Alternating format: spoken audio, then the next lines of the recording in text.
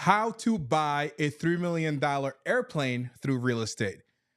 What's going on? What's going on, everybody? This is your boy, Story Seller Jet, with another episode of the That's So Fire Talk Show. And today, I am very ecstatic. I'm super pumped to have Bill Allen in the studio with us here today. And oh my goodness, this is going to be a different show than any of the other ones that we have done in the past, because this guy we've met probably 4 weeks ago, yeah, 4 weeks ago. I've had an immense opportunity to go to his office, and literally my mind was blown. I mean, it's still blowing right now, if you can tell, but it's been fantastic learning from him. And I have a very special show created for you guys. So let's get started. Bill, thank you so much for being on the show today, man. Thanks for having me. Yeah, it's going to be awesome. Super pumped. I couldn't sleep last night because I knew Bill was going to come in the studio and share a little bit. So, well, I hope I deliver on that promise. Yeah. Before we get started, I would like to give a special shout out to Tom Kroll from Coaching Inc. And he's the man, the legend. I am a member of Coaching Inc. And this is one of the big reasons why I got to meet you about 4 weeks ago. Obviously, I've known about you for a long time, but being able to be in Nashville at your office, learning from you was incredible, and also being at your mastermind about a couple of weeks ago. And we'll talk about the apples too a little bit later. Sounds good. Yeah, Tom's the best. Tom's the best. So let's get started by doing a quick introduction of who Bill Allen is, and then we'll dive into the conversation today. Are you ready? Yeah, absolutely. Let's go. You just want me to go, or are you going to ask me? Yeah. Who is Bill Allen? Oh, okay. I'm just a regular guy. So I'm an engineer. I have an engineering background. I grew up lower middle class. We had we weren't broke, but we shopped at the thrift shops, and my parents did a great job of putting us in the best neighborhoods for the best school systems. But we were the most broke people in the neighborhood. So that's kind of my upbringing, was we can't go on vacation. We don't have a lot of stuff, right? But they wanted the best for us, me and my brother. And then engineering background, went to college as an engineer, did ROTC for the Navy, got commissioned in the Navy, did 20 years as an aviator in the Navy. So flew helicopters and airplanes, became a test pilot after about 12 years in the Navy. I went to test pilot school in England, met my wife there. We have 3 little kids. One of my sons has a congenital heart defect. He only has half a heart. He's had 5 open heart surgeries in the first 4 were in the first 6 months of his life, but 5 open heart surgeries, 6 heart catheters. He's got a chromosome anomaly, special needs kid. So if you're out there and you have a special needs kid, I know what that's like. It's challenging. And started flipping houses while I was flying airplanes. I went from 1 house a year to, we did 67 houses the first year when I joined a mastermind group. Then we did 135 the next year, 187 the year after that. I did about 200 deals until COVID. Now we do 50 or 60 a year. Bought apartment buildings, got into lots of different real estate stuff. Had to learn marketing in 2019 when I bought the coaching company for my mentor. We could talk about that. 7-figure flipping. So it doesn't say, you see at the bottom there, it does not say founder, because I wasn't the founder. It doesn't say CEO because I actually have a CEO. So I'm the owner now. I bought it in 2019 from my mentor after being a coach and the COO of that company. I love systems and operations and process and procedures and spreadsheets. I like data. So that's as much as I also own a 13-acre farm, which I love. So a couple businesses that some are hobby businesses that lose me money. Some actually make money, but I do what I want to do when I want to do it. So I found freedom through real estate. I'd say that's the thing that really changed my life, was freedom through real estate. Are you looking to learn how to find freedom through real estate? We'll be talking about that shortly on the show today. And I know, too, that you have an involvement with ClickFunnels. Can you talk a little bit about that as well? Yeah. So, I've been in the inner circle, Russell's, so mastermind. But even before that, I was in 2 CCX. He has this 2 Combo Club X coaching program. So I joined that. In 2019, I bought this company, 7-figure flipping, from my mentor. I was not a marketer. I had no idea how to sell stuff. I didn't want to sell things from stage. This stuff drives me crazy in 2019. When I bought the company, I didn't even want to do the podcast. Really? I called a guy who was a coach with me, and I said, hey, you have a podcast. Maybe you take this 7-figure flipping podcast and you do it. And, as we were talking, he was like, yeah, that sounds good. It's actually bigger than my podcast. I would do that. And I realized that if I'm going to be the owner, I'm going to be the front man, I have to learn these skills. And, Russell Brunson was the previous owner's coach. He was in the inner circle. And I said, I got to go, I got to learn from this guy. And so in 2019, I went to Funnel Hacking Live right after I bought, actually, it was February 2020. I had just bought the company a few months before. And I joined his coaching program. It was like $25,000 to join. And I needed to learn this skill of selling from stage, of marketing. And so because Inner Circle wasn't open. So for 2 years, I was in his 2Com Club X program. And then when Inner Circle opened, I joined his Category Kings program, his highest level program. It's $150,000 a year. And I've been in there for the last 4 years. And so that's kind of my introduction to the world. And then about a year ago, Russell asked me to come help him on the operational side of the information business. So I don't do really anything in the ClickFunnels business, the software business, but a lot of the marketing and sales business, so the info product. So I am helping support him there. And so a couple small changes, but like just doing there ideally what I do in my businesses everywhere. And I love working with Russell. Russell is like, he's brilliant. He's hands down the best marketer I've ever met in my entire life, and probably arguably the best marketer of all times. And just an absolutely brilliant person. And so being able to, I didn't even know he knew who I was. I was in his coaching program, and it was a small group. There's like 15 of us, but I always talk about operational stuff. I always talk about like data and systems and processes when I do a presentation, and he loves marketing and sales. Yeah. So we're like polar opposites in what gets us excited and interested, And so I had no idea he knew my capability or what I was going to do. So, I've been helping him for the last year or so. It's been a lot of fun. I really enjoy it. The people are amazing. It's not always easy. Like business is not easy, but really kind of enjoy it. I love solving problems. Yeah. I love finding a big problem that I can try to figure out how to solve. And a bigger company has bigger problems. Yeah. So it's fun. That's awesome. Yeah, so hopefully that makes sense of kind of what I do there. I usually, it's not something that I talk about a lot or, promote, and kind of behind the scenes guy, which is where I actually am way more comfortable. I'm way more comfortable behind the camera, behind the scenes than I am in front of it. So if I had a preference of what I would be doing, it would be in a spreadsheet, in my office, just like looking at data and numbers and trying to figure out how to crack the code of what we do next. I love it. And you are so involved in so many different things. And one thing that you said at the presentation at Coaching Inc. about a month ago, you are a 0 or 10 kind of guy. Yeah. What does that mean? And why is that so important to be either like it's a 0 for you or a 10 for you? I don't know if it's important, but I think it's about knowing yourself. And I know myself very, very well. I think a lot of people don't know themselves. And so they're trying to be someone they're not, or be somebody that they see online. So I know myself very well. I either have to win or I don't even want to play. And it's not the fact that like I won't step up to the plate and play the game, but when I commit to something, I'm all in and I'm going to go a 10. I'm going to hurt myself doing this thing to win. There is no number 2 in my mind. If I say I'm going to do it, I'm going all in and I'm going to win. And so I don't think everybody has to do that, but I just know myself well enough to know that that's one of my problems, but it's also one of my greatest gifts. Yeah. Would you say that because you go from 0 to 10, would you say that has attributed to your success? So I wouldn't say it's like going from 0 to 10, just from what you said. It's like I'm either a 0 or 10. There's no 1, there's no 2, there's no 3, there's no 4, there's no 5, there's no 6, there's no 7, 8, or 9. It's just I'm all in or I'm out. And so I definitely think it attributes to my success. I think entrepreneurs are like this. They burn the boats. They go all in. They do the thing, right? If you're like interested, but you're not committed, you might as well just not even go. Like, what are you just going to be interested in? You got a plan B and a plan C and a plan D. It's not going to work. Like, you're not going to do it. If you really want to do the thing, if you really want to get to an elite status, the top 1%, you just got to go all in. Yeah. So it definitely helps. Yeah, I love it. Since we were just talking about Russell Brunson, there is something that you shared about 2 weeks ago that completely shifted kind of how I think about reading and book and stuff like that. You see where I'm heading with that? Yeah, I know.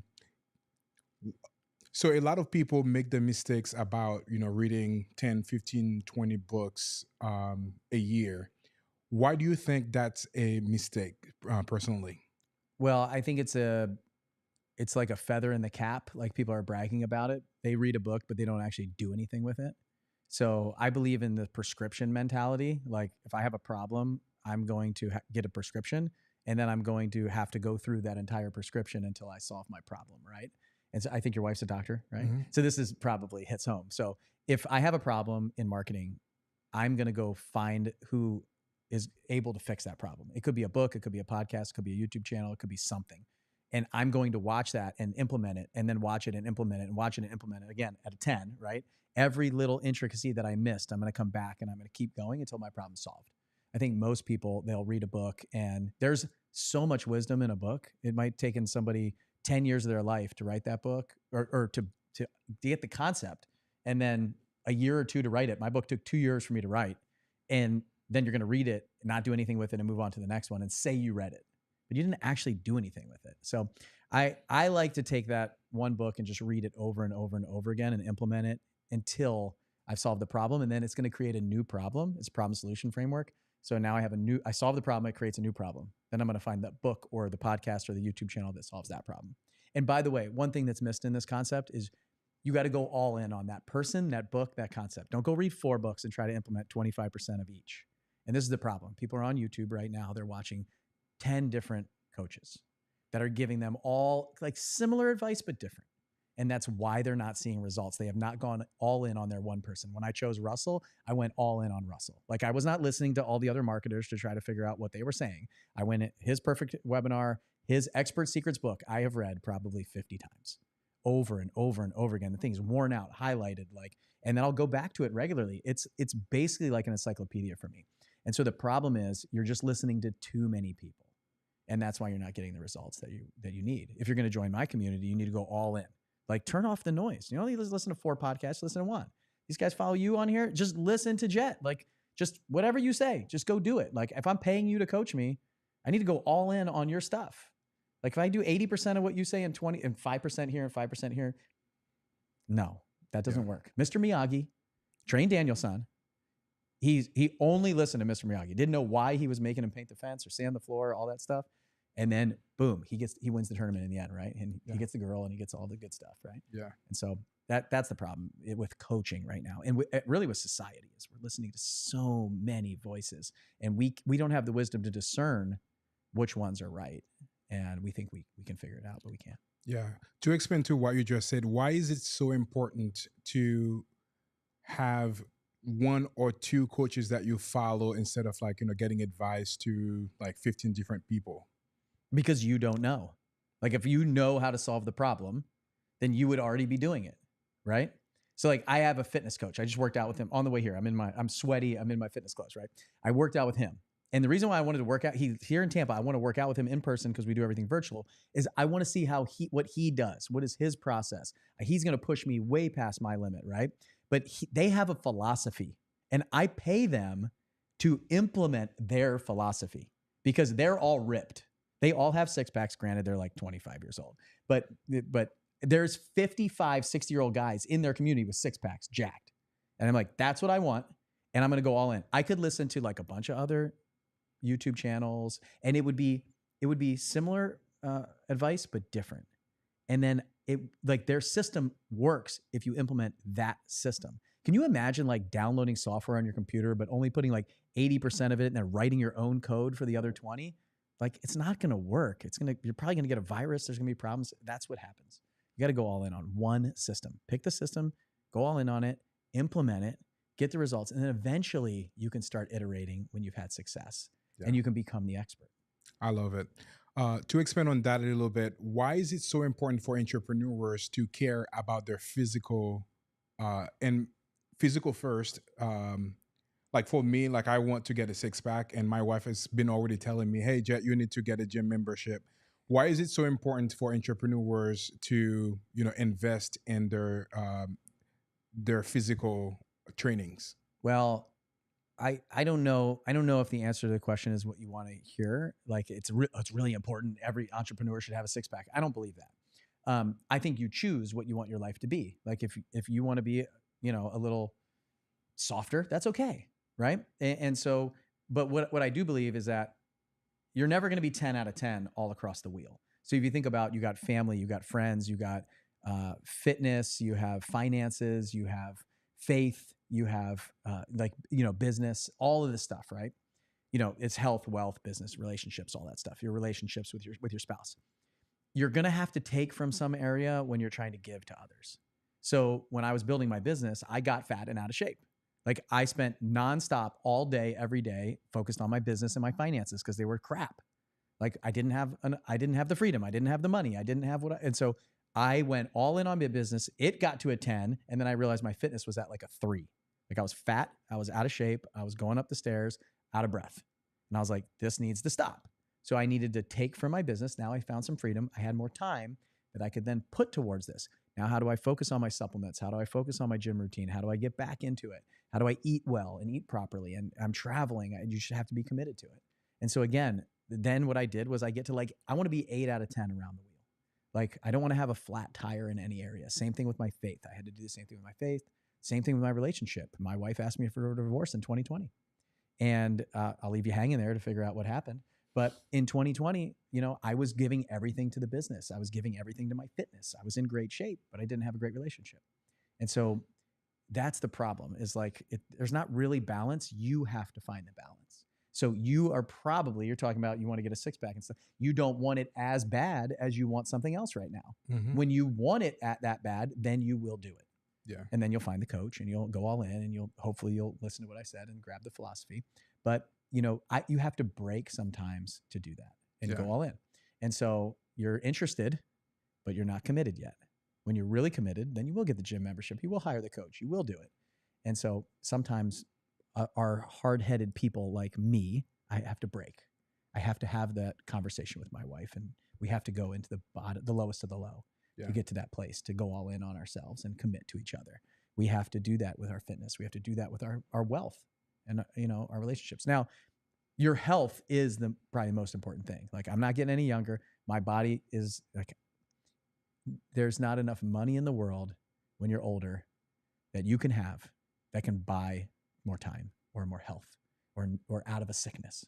So I would encourage everyone to start doing that now. Yeah. What would you say to the entrepreneurs about the work-life balance thing that they always, asking about? Yeah, it's a little bit of a ruse, I think. I think you need to decide. You need to design your life and your business around what you want. Like, here's what I know. My kids are 11, 9, and 7. I love being around my kids, but I do not want to homeschool my kids. I don't want to change diapers all day. If somebody put $20 million or $100 million in my bank account today, $100 million in my bank account today, I would not stay home all day. I would keep doing what I'm doing right now. Wow. I love what I'm doing. And that's the test.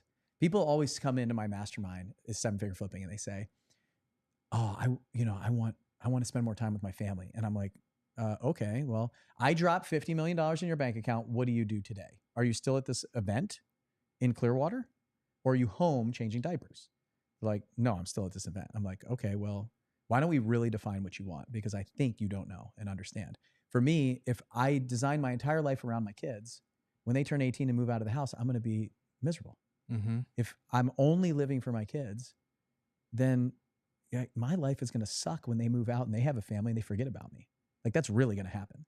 And so I need to find out what I'm truly passionate about and what really I'm put on this planet to do. And I think part of it is to raise my kids, but it's to raise like really good human beings and citizens that are going to produce in the kingdom for God that I think they were designed to be here for. Right. And so for me, it's like, I have to get really clear on that. And I think a lot of entrepreneurs don't. They think it's all about their family, but they are spending so much time in the business. So just be honest with yourself and be cool with that. Like when I realized that, I'm like, okay, hey, I'm unapologetically addicted to my business. A 10, but I'm also unapologetically addicted to my family. But I am going to decide, am I going to be here with you or am I going to come home a day early to be with my family? I want to be here. So I chose to be here. I could have easily said no to this. Absolutely. Right. Yeah. But this is interesting. I wanted to check this place out. This is really cool.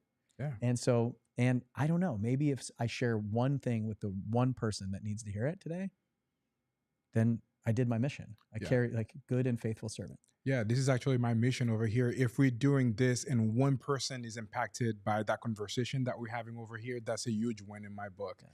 And also, I did a video about that yesterday. I truly believe that this place has been a gift from God that I'm entrusted with. And like by doing conversation like this is kind of me exercising, like, the parables of talent. Okay, I give you, like, 1 talent, 3 talents, 5 talents. And I consider this like a 5 talent that God has entrusted me. I'm not going to go and bury it somewhere and not letting, use it. So like this show, like it's been fantastic having some really cool people. And I mean, having you on the show is fantastic. You know what's interesting? So Russell talks about this in his books, right? You're the reporter. Mm-hmm. And so like you bring the people in, you share the message with the audience, and you ask the right questions. That's really hard to do. I look at myself, I'm like, who am I? Because I did the podcast thing for a while. It doesn't like, it's not like the most fun thing that I do. Like I do like doing the interviews, but half the time I'm like, my mind goes somewhere else. Like I look at myself, I'm kind of like, I think I'm the reluctant hero. Like I do not want to be on stage. I don't want to be the guy. I get really uncomfortable even when you're like, oh my gosh, like getting you here is so great, like showing me around. Like I don't see myself as that, right? Yeah. And so I think everybody will see. It's interesting when you look at all these people and how they impact others in the world. So that's what I see, at least in you and this place, as you were talking about, that is, being the reporter, bringing the people in, like you were relentless to get me here. Like that is like messaging me like, hey, when are you coming? Are you still going to be here? Like without your follow-up, I'm not here right now. Yeah. You know what I mean? And so there's something in there that you need to amplify. Yeah. Sure. I guess there is a lesson in there that I would like for maybe any entrepreneurs to learn from. Why is it so important to follow through with other people, whether you're trying to invite them to something or like, they are interested in working with you? Why is it so important to make sure that you follow up with, people? Because no one remembers. Like their life is busy and they won't remember. It might even be important to them, but they're not going to remember. And it's, people always say, hey, I know you're busy. Like I'm not busy. I'm just choosing to do the things that I decide I want to do or need to do or would be best for the business, my life, whatever, And I have a real hard time saying no, but I have a real easy time forgetting or just not responding. Yeah. And it's not because I don't want to, it's just the fact that we have scaled our relationships to so many people that I can't even keep up with all the forms of communication. Yeah. And so for you, like I want to come here and I will just forget all about it when I'm in Tampa. And it's not because I forget about you. It's just because it's not in your face all the time. Yeah. Like no one knows who we are. No one. And if they do know, they've already forgotten you. Yeah. And that's a hard truth. Like I run ads all the time. I mean, we have probably 1,000 people signed up to be on a webinar tomorrow night about taxes, like how you don't have to pay your taxes, right? And well, you do have to pay your taxes, but you can legally not structure your business so you reduce your taxes. And but to think that is the smallest of small subset of people that have seen who I am and what I'm doing. Yeah. Like there's millions of people out there who could use our coaching, our training, information that I have that I'm willing to give for a fee, obviously, right? And an investment for somebody in changing their life and their future, but they have no idea who we are. Yeah. They've never seen us. They never heard of us. Like if you have 5 million followers on Instagram, no one knows who you are. No one. I mean, billions of people out there. Yeah. No one knows who you are at 5 million. Like you can walk around the airport and you might get recognized by like 4 people. Yeah. That's not big. Taylor Swift cannot go anywhere. Yeah, for sure. That like when you get there, maybe, but there's a lot of people that don't know who she is. So that's why you need to follow up. Yeah. If you want something, you got to go get it. Yeah, absolutely. About like 4 weeks ago when I was in your office, you shared a little bit about marketing, and I'm gonna veer to that to talk about that a little bit. For you, I guess maybe let's just like step back a little bit and talk a little bit about your time in the Army or as a Air Force. 0 for 2. 0 for 2. Let's try it again. Navy pilot. Navy pilot.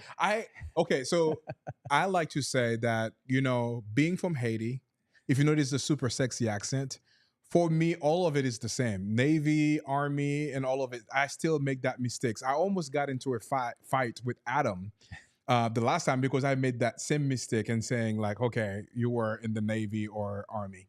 When you So tell a Marine Corps officer that he was in the Navy, they get really I upset. know, Yeah. I know, I know. I need to make sure, like for me, it's kind of okay. All of it is the same, Sure. but I should not make that mistakes again. It's okay. I think most people default to the Army. You Yeah. know, they're like the Army is like the military. you know? Yeah. So I get it. But then when you went to Air Force, that's a little offensive. Yeah, absolutely. So, can you share with me some of the things that you have learned being in the Navy that has translated to business? Yeah, absolutely. Leadership is the number one.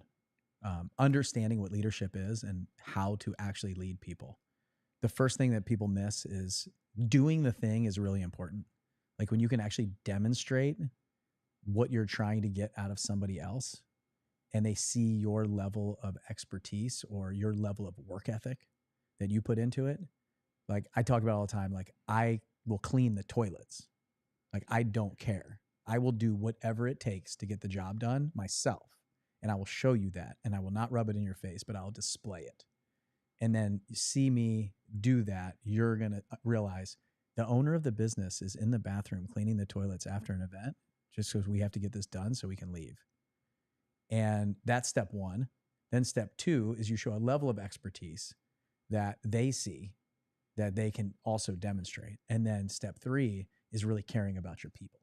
And so the 5 levels of leadership, probably my favorite book, if you want to learn leadership from John Maxwell, is an amazing book. Extreme Ownership, also one of the best books on the planet for leadership, but that's more like responsibility and leadership and how you take responsibility for everything in your life. But that's probably the biggest one has been leadership for me. Yeah.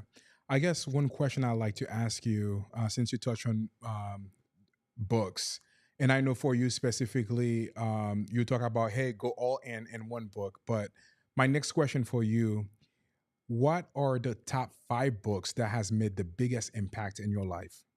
Okay, here's the problem before I answer this is all of you that are watching this might, and if you're like interested in who I am or my story, you're going to go open Amazon or Audible and you're going to get all of these books. Like I just mentioned 2, and now you're going to ask me about 5 more.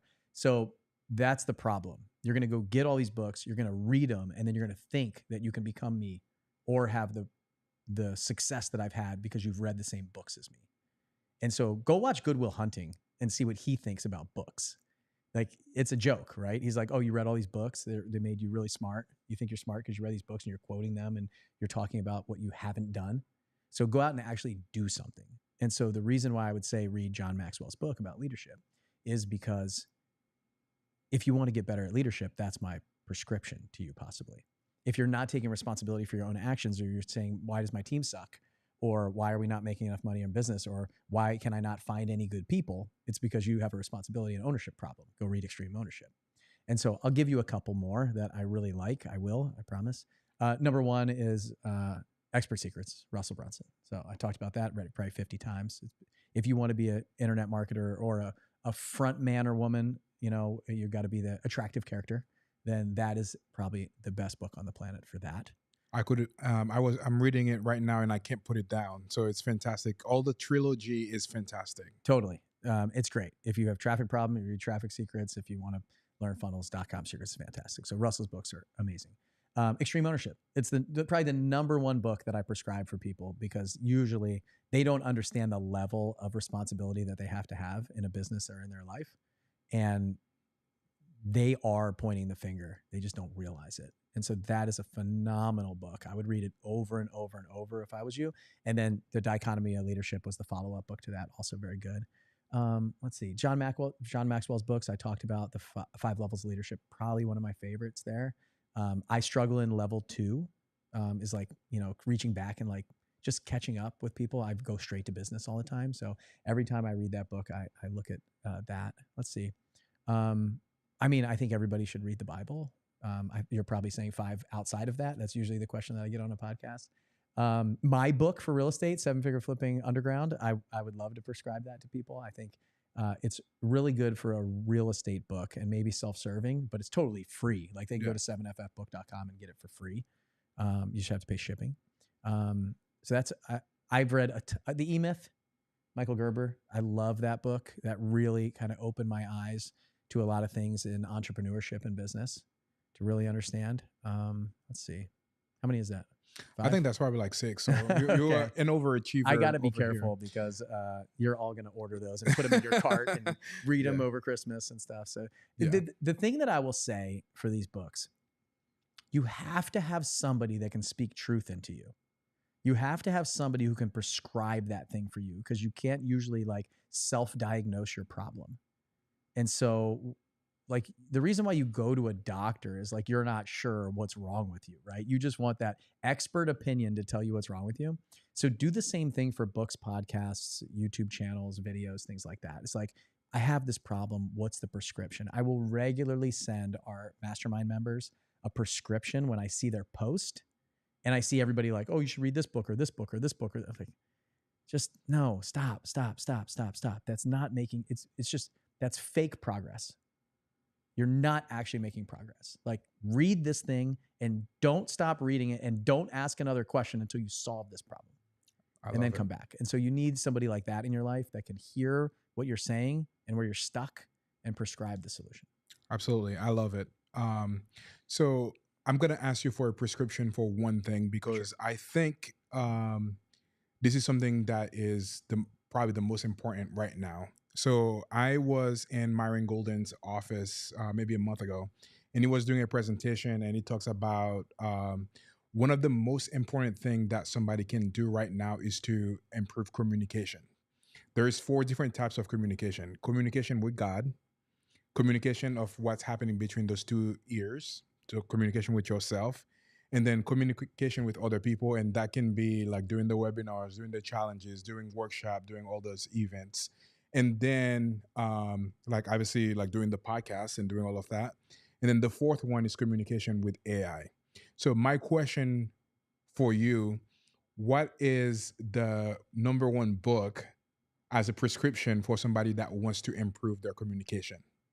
Are you asking about communication with AI specifically? Or like any of those communications? Okay, because I will tell you right now, I am certainly not suited to give that prescription. Yeah. Because I haven't mastered that. Yeah. And so what's interesting is a lot of people will give you advice when they don't have it, an opinion, which is crap.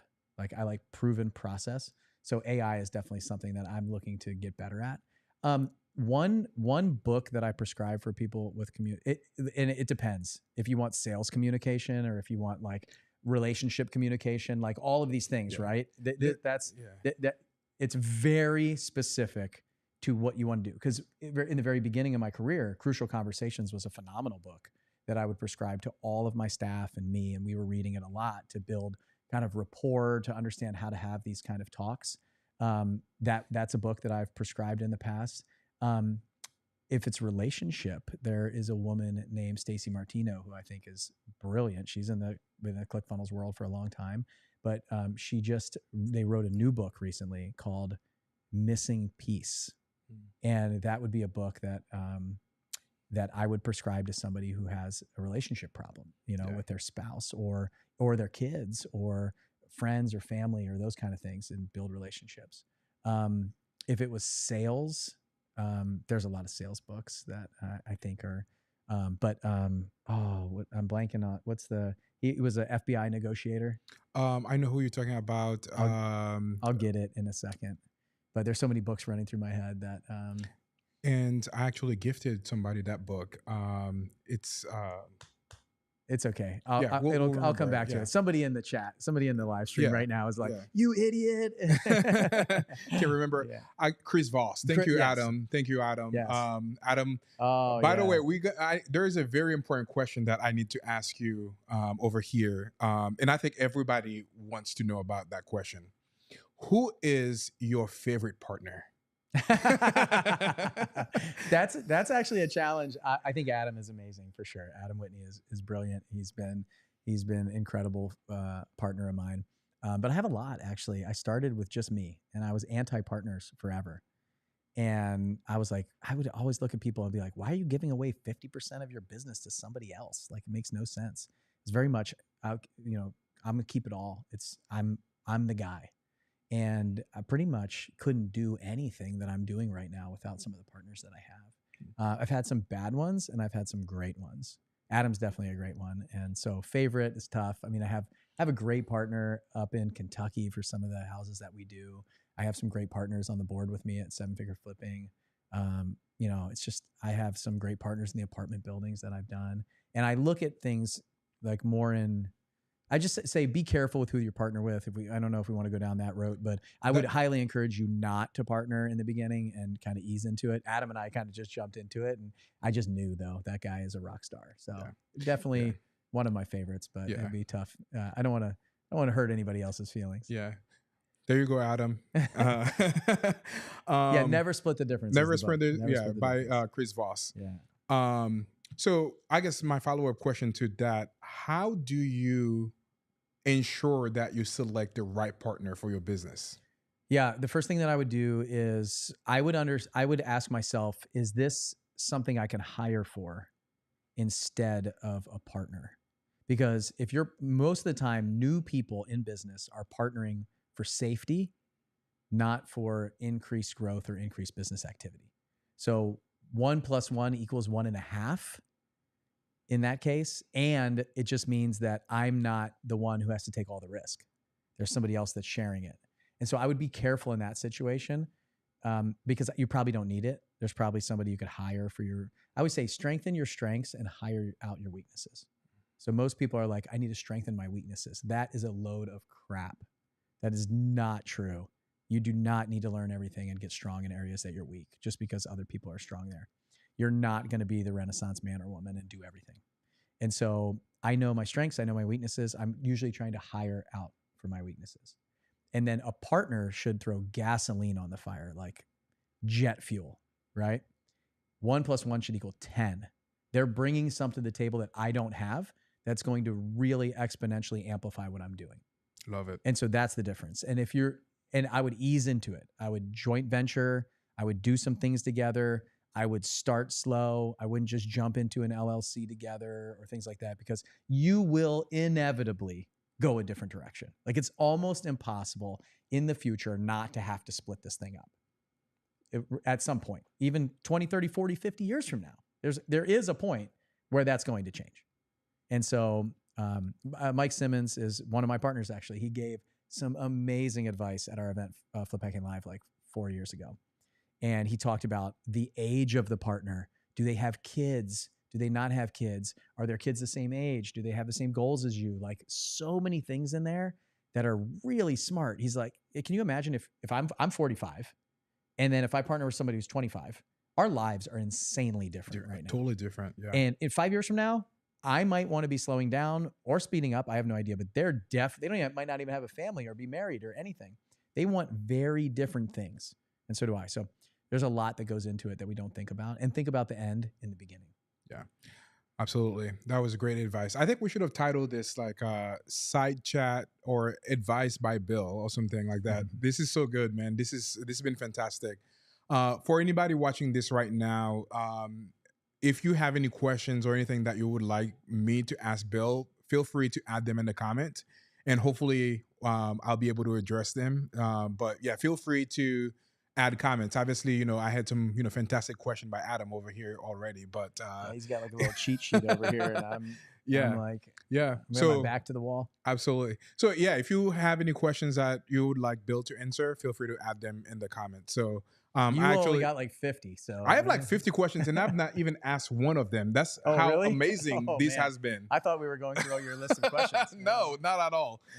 It's been such a great conversation. So I guess let's take a step back because obviously that's the title of the show today: how to buy a $3 million airplane through real estate. And I think that kind of really talk a little bit about your journey and from where you started to where you are at. So let's talk a little bit about the transition from being a pilot to Navy. You almost said Air Force. I could feel it. It was coming. Yeah. To transition into the real estate. Yeah. Well, I got really interested in real estate when I was in the military, and it happened. Like when I go back, real estate was always something that I was interested in, but it had nothing to do with my family. My parents weren't in it. You know, like nobody. We didn't have real estate. We lived in a house. That was it. My dad was an engineer, and my mom worked at it like part time at the school to make a couple extra bucks. And so, real estate, I just got interested on like watching the TV shows. So I'd watch these like flipping TV shows, and I got addicted to these shows. I'd watch HGTV like all day. And same thing before that with cooking. What I realized is I'd watch Emeril Lagasse, and I then start cooking. I became like a really good cook / chef, you know, and just from watching TV shows. And so when I look back, it's like that spawned a lot of things for me. So this house flipping thing was like, watch the house flipping TV show, and then I was like, maybe I'll just try this. Like demo day sounds fun. So I bought a house. I was living in it, and the bathroom needed a renovation, so I just took a sledgehammer to it and just destroyed the bathroom, spare bathroom. And I was a single guy that owned this house, and then I had to figure out how to put it back together. And so I bought the Home Depot 1-2-3 book, and I called my uncle in Maryland, who was a contractor, and just asked him some questions. And I put that room together, fixed up a couple other areas, and I mean, it wasn't that easy. It took me like 6 months to put that room together and figure out what I was doing. And then when I moved out, I rented that house out because I moved 18 times in 20 years in the military. Oh, wow. Yeah. And so I'd buy a house, I'd fix it up, I'd rent it out when I left. And that actually started growing my net worth pretty significantly. So, you know, so then buying rentals. I wanted to buy a bunch of rental properties. That was my game plan for, you know, financial freedom was, you know, make $150,000 in my day job and then make, you know, 10 grand a month in rental real estate. And that was pretty slow, but it started to grow. And then I found this house that I was going to buy as a rental. And my realtor said, you know, if you fix this up and sell it, you could make a lot of money. And she wanted another commission, right? So I bought it, I fixed it up, and I sold it. I made 43 grand. That was like half of my military salary. And I was like, dang, this is awesome. It took me 6 months to find the next one because I didn't really know what I was doing. But I found the next one. I had since moved. I moved from Maryland. That one was in Maryland. I moved to Florida. And I found another one, fixed it up, was going to make 45 grand on that house. And so just, you know, I did all the work myself. I hired out some subcontractors. I was there every day. It was a full-time job flipping one house a year. And I was like, I need help. And that's when I actually joined Seven Figure Flipping. In 2015, they launched this mastermind called Seven Figure Flipping. It was 25 grand. I heard a podcast and I bought it. There was no like webinar, no event, none of that stuff. I just listened on the podcast and bought it. And I did 67 houses the next year with their coaching. And then I did 135 the year after that. And I was flying full time, 10, 12 hours a day, every day. I was strapped to an ejection seat with a G suit, oxygen mask on. And I could not take phone calls when I joined that program. I couldn't run the business. So I needed to find people, hire people, and do that stuff. So that was like as condensed as I can get it, I guess. Yeah, for sure. And I think there's some great lesson for some people over here. And I think that there's a lot of people probably in that boat right now. But how do you manage working full time in the military and running a real estate business? Well, let me tell you what my life was like then, because I think that should tell people why they're not having the same success that I was having. I woke up around 4:30 in the morning. I went into my office and I had a newborn baby. My oldest son, he was about 2 months old at the time. And so he woke up at 7. So I had from 4:30 to 7 to work in my office. So I'd work on, and you can't call people from 4:30 to 7 a.m. Yeah, like it's just, they're not too happy when their phone rings to try to buy their house at 5 a.m. And so I'd build out like what I need done for the day I had one employee at the time. And she was going to follow up and call. And so I would work on like the systems, the marketing, like, you know, order some mailers, send some emails, do like follow-up stuff that I could do that early. And then my son would wake up at 7. So I'd get her like everything she needs for the day. And then I'd send it to her. And then my son would wake up at 7. I'd have breakfast with my wife, Lucy, and my son, Will. And then I'd go to work, fly all day, 10, 12 hours a day. And I had the benefit to answer a couple emails here and there. If the weather was bad and we couldn't fly, then I might be able to do a little bit of work on my business from the office. But I could, you know, catch up from time to time, a little bit of stuff. But really, I was brief. I was flying a very dangerous training flights. I had flights students trying to kill me all day. I was teaching kids how to fly, like students how to fly. And then I would debrief, and then I'd go to the next one. I'd do 2 flights. I'd go home. We'd do dinner.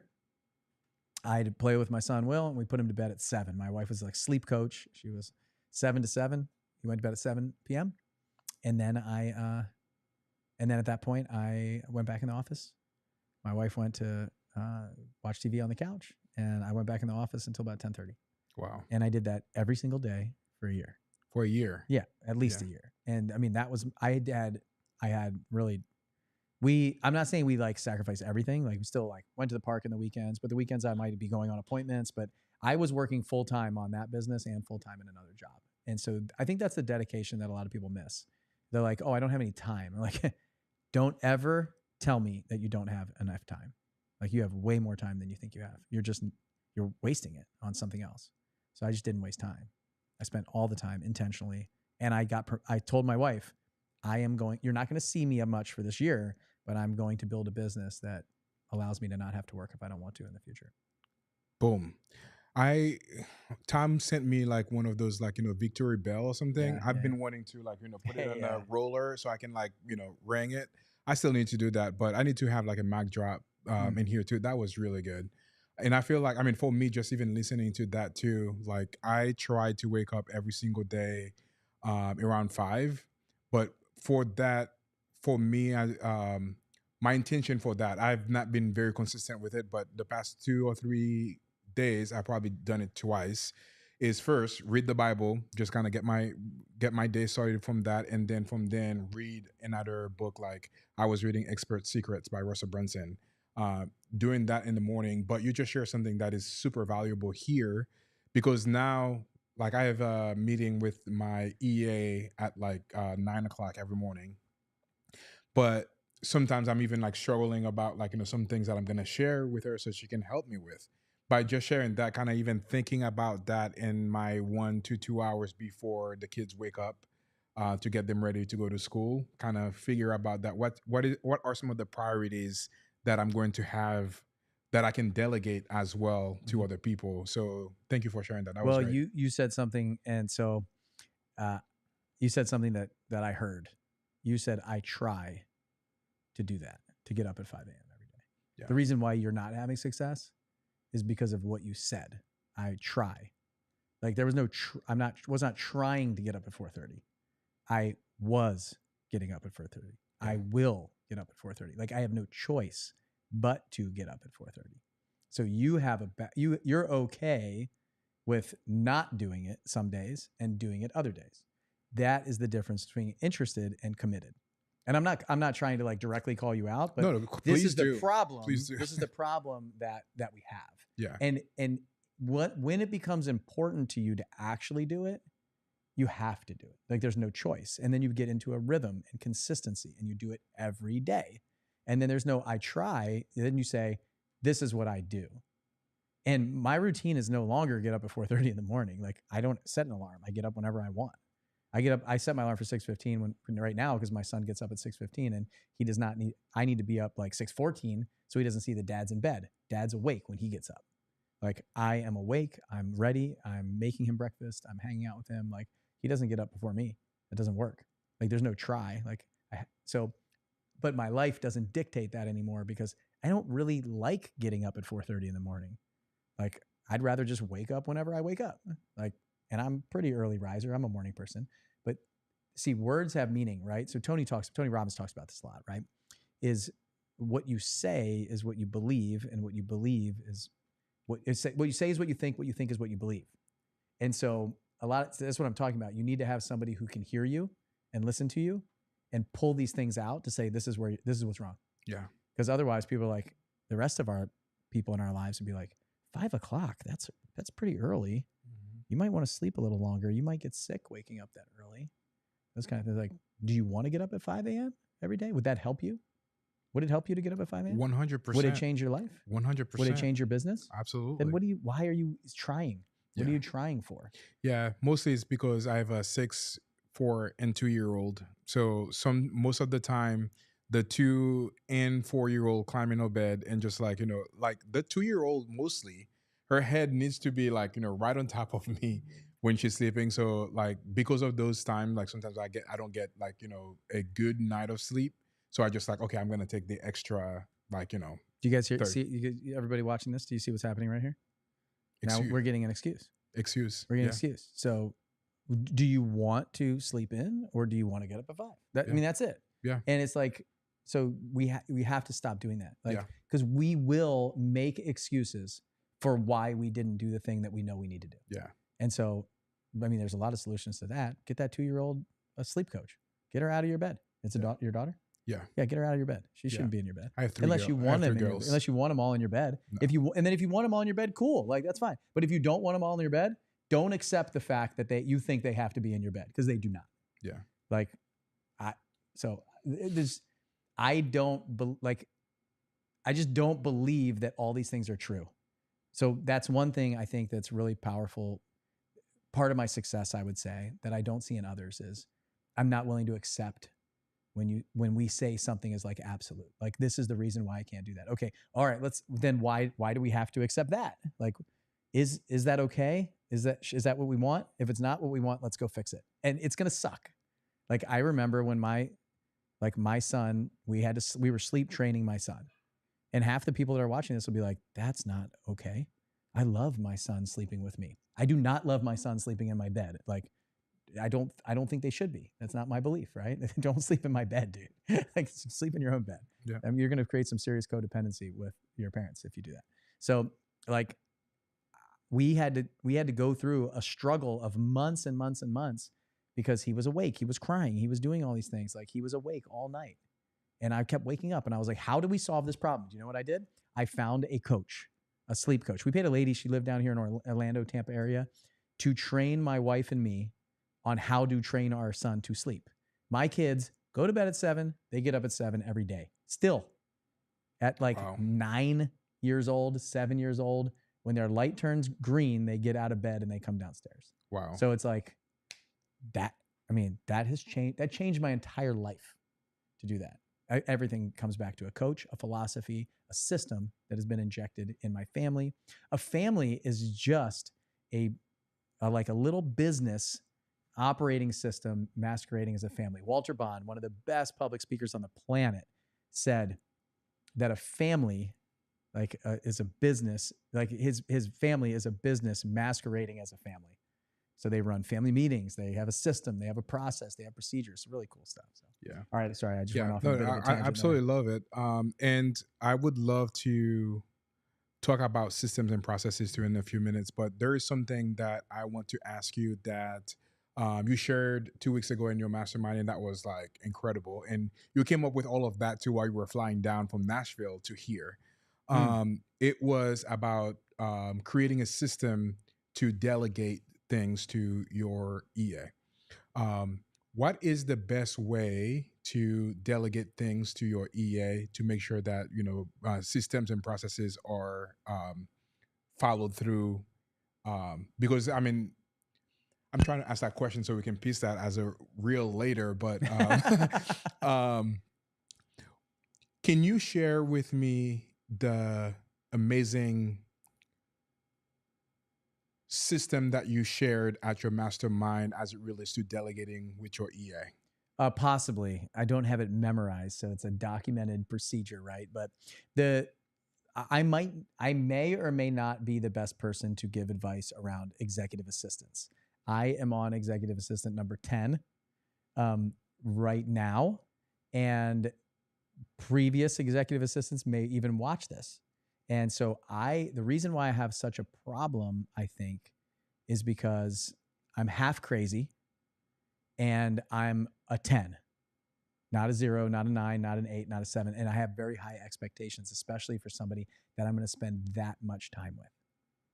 And so if you're not a 10 all in on that job, then we are probably not going to work together. And I grow really fast. And I expect someone else, when I'm pouring them into them, to also grow really fast.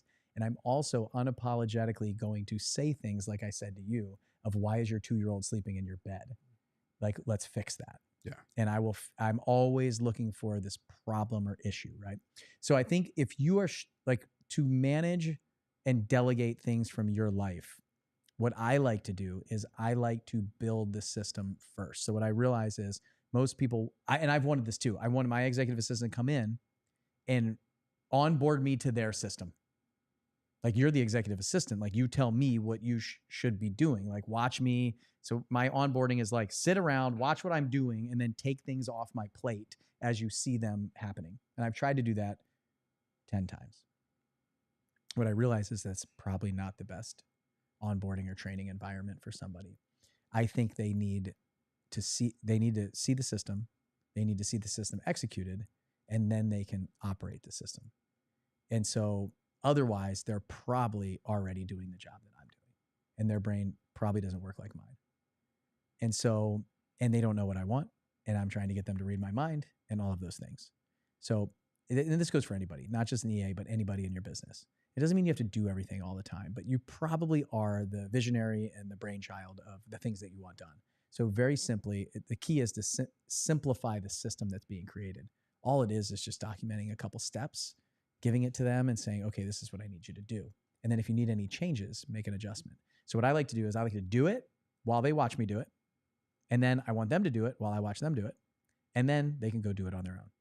So those are probably the 3 steps of this. And they should be optimizing it over time, because eventually they're going to get way better at it than I ever was, because they did it more often and more frequently, and they're the soldier on the ground. Yeah. So hopefully that advice helps some people, but I'm still trying to crack the code. I think that I run, like we've talked about it before, like my staff is like Navy SEAL boot camp for executive assistants, and maybe it's everybody. But I have very high expectations for people because I know what they're capable of. And I'm a coach. I like to talk about mindset and growth and development. And so some people they say they want it, but when they get it, they don't want it. So like if I was sitting next to you every day and we were getting up at 5 o'clock in the morning together, you might be like, this actually sucks. I don't think I need to do this. This is actually making my life worse. And it just might be too much for you. Like if somebody came to my house and followed me around for the day, they would be tired. Most people. There's a couple people that I've realized are more hardcore than me, but I do a lot. And yeah, I don't get tired because I love it. Yeah. And so if you do what you love, you won't get sick of it or tired of it. Yeah. You don't feel like you're not even doing anything. Yeah, that was great advice. And also one of the key things I remember from that conversation is like when you were talking about like when your team members like packaged the beef incorrectly, and it was because they were not kind of following the system or processes and stuff like that. And now you took a step back and say, hey, here's kind of the plan that I'm going to be creating to help them with that so they can achieve success and not stay complacent as they're working through that. Well, a system is designed to get you a result. The desired result is created through the development and execution of the system that you created. Here's the problem. The results that you're getting right now are because of the system that you have in place. And if you're not getting the results that you want or need, it's because you have a bad system. So if you want better results, you need a better system. Now, you could also, here's the problem with the beef. We had a good system. We were appearing to follow the system. It broke down because I hadn't reviewed and trained them on the system for 2 years. We've been just going every month. We run it and run it and run it, but we never came back, reviewed it, trained on it, and communicated that to them. And I never had them train me back, like them actually take responsibility and ownership of it and accountability and say, this is what I do and why. They're just following the rote memorization of what happens, and we get complacent. Complacency is breaking a system. The system is designed, it's been developed, it's been demonstrated for 2 years. It's never broken down until now. And I said, why? And that's why I put in the 5th step of that process that you saw of we have to go back and review these every 3 to 6 months and train on them. And so every week we need to do training on a different system. Yeah, I love it. Yeah. Gold. This has been incredible so far. So now I'm finally gonna get into my questions. Okay. I have like we're probably not gonna go through all of them, but we'll just kind of pick some of them since we are already an hour in. Oh, Which it's been an hour. it's been an Oh, hour. wow. It's been Okay. fantastic. Well, I gotta go. Yeah. We'll keep this short. Let's go. So the first question is, what's the best business decision that you've ever made? Starting a business, hands down. Best business decision was becoming an entrepreneur, starting a business, and betting on myself. Why was that so important? It's produced 90% of my net worth. Like, it's given me freedom. It's proven things to me. It's allowed me to step into uncomfort and move towards like my actual dream, and tested me and tried me.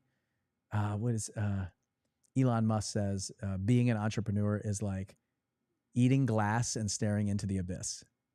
That quote is like, some days I feel like that, but it's tested me, it's tried me, it's grown me. I am capable now of creating money. Like, if I'm not scared of anything in the future when it comes to finances and what I'm going to do with my life if anything happens. Yeah. You could take all my money today and I can make it back 100 times faster because of the experiences I've been through. So starting a business, becoming an entrepreneur, following that dream has given me so many tools and met so many people. Just amazing growth. Fantastic. Next question is, why did you decide to buy a $3 million airplane? Well, to clarify, it was $2.7 million, but I wanted to go faster. So I had a plan before. I wanted to go further, faster, and have more capability than the one I had before. But just buying an airplane in general gives you massive amounts of freedom. You can go where you want, with who you want, whenever you want. And I think that's most people's definition of freedom. And it also pushed me to, make more money and grow and those kind of things, because it's not cheap. It was also a great tax write-off. So that was huge. It was a $2.7 million write-off at 100% bonus depreciation. So you can't beat that. So there's a lot of reasons why I did that. And, I wanted to be able to put my family in the plane and just go where we wanted to go when we wanted to go. I mean, we've been to Disney so many times. We go to the beach every year in Maryland, which is so hard to get to. You got to fly to Baltimore and then drive 3 hours to get there. We fly in, we get in the minivan, and we're at the condo in 5 minutes. And my kids are totally spoiled. Like, they'll never really understand what it's like to actually have that. But going to baseball games, football games. I mean, I flew Ed Reed in the plane. He's the safety for the Ravens, retired Hall of Fame football player, best safety ever to live, ever. If I didn't have the airplane, would have never met him. Wouldn't be texting together. Wouldn't have taken my son, he was 10 at the time. We drove a black SUV into the Ravens stadium, underneath the stadium, parked next to the NBC truck where they're basically all the reporters are coming out of. Walked into he's like, Will, do you want to go onto the field? And I'm like, I want to go on the field. I'm a huge Ravens fan. Like, oh my gosh, since 1996 when they got there. We walk onto the field next to Ed Reed, who everybody's screaming. He's signing autographs, and we're hanging out with him. And he's like, hey, do you want to watch Lamar and Derrick Henry run on the field before the game? We'll stay down here until the game starts. And I'm like, say yes. And we were standing right there as they're running out for the game, in the beginning of the game. This is my son's first NFL game. Wow. Second, actually. Me and Adam went to see the Lions play the Ravens, and they destroyed the Lions that year. I'm just going to put that on here. But I mean, that's if I didn't, invest in that airplane and fly him to the Super Bowl the last 2 years, we wouldn't have been able to have that experience together. And so life is about experiences. And I think what better way to spend our money than on something like that? So again, though, I think what people don't see a lot of times, I know I'm supposed to be answering this fast, but I think this is important. People don't see the sacrifice that was made for like 25 years of my life to get to the place now where like $350,000 a year is being invested in experiences and an airplane and VIP tours at Disney and things like that. Like, I saved 60% of my salary my entire life and invested it in the stock market before I found real estate. I invested every single dollar I had back into my business. My shoes, they have holes in them right now. I don't know if you guys can see this on the camera, but like these are I'm not buying. I'm going to fly my airplane with shoes that I should have replaced a year ago. So there's just like things that are important to me and things that aren't. Like I think every like millionaire, successful business owner is probably a little eccentric in certain areas, and I don't buy clothes for myself and things like that. There's things that I will invest in and things I won't, and what I will is experiences and things for my family and memories. And I think we should do more of that. That's like I believe in the quality of time that we spend with our family, maybe not so much just all about quantity, because in 2018, 2019, 2020 or so, I was spending a lot of quantity of time with my family, but I was never actually truly present in there. I was thinking about the next idea or attached to my phone.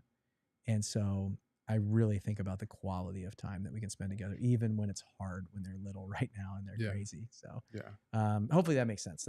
I know it's a long answer to a short question, but I think it's important to talk about some of that stuff, because people think that, you know, the headline that we have on this show of $3 million airplane, which is a little inflated, it's $300,000 over what I paid, is like that comes easy.